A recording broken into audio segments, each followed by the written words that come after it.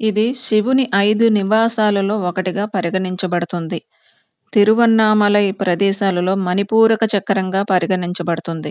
ఇక్కడ కొండ ఆ మహాదేవుని స్వరూపం.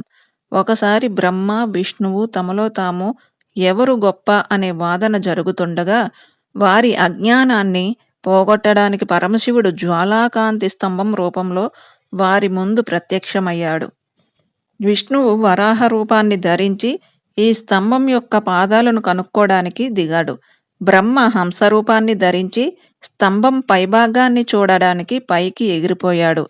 చివరికి వీరిద్దరూ జ్యోతి స్తంభానికి ఉన్న పరిమితిని చూడలేకపోయారు. ఇక్కడ ఒక చిన్న స్టోరీ మనందరికీ తెలిసిందే.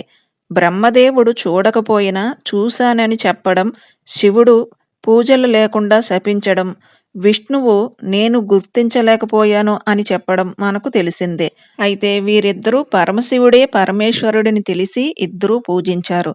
ఆ అనంత జ్యోతి రూపాన్నే కొండగా రూపాంతరం చెంది శివుడు తనను తాను వెల్లడించాడు.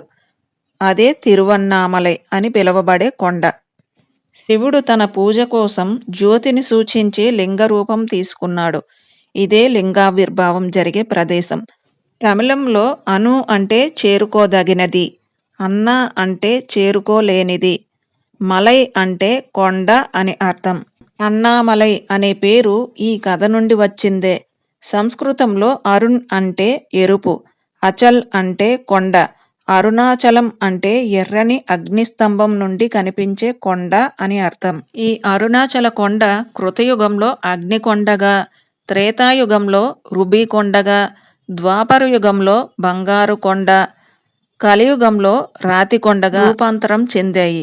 సూర్యుడు, అష్టవసువులు, బ్రహ్మ, చంద్రుడు, విష్ణువు స్వామిని పూజించి అనుగ్రహం పొందిన ప్రదేశం ఇది.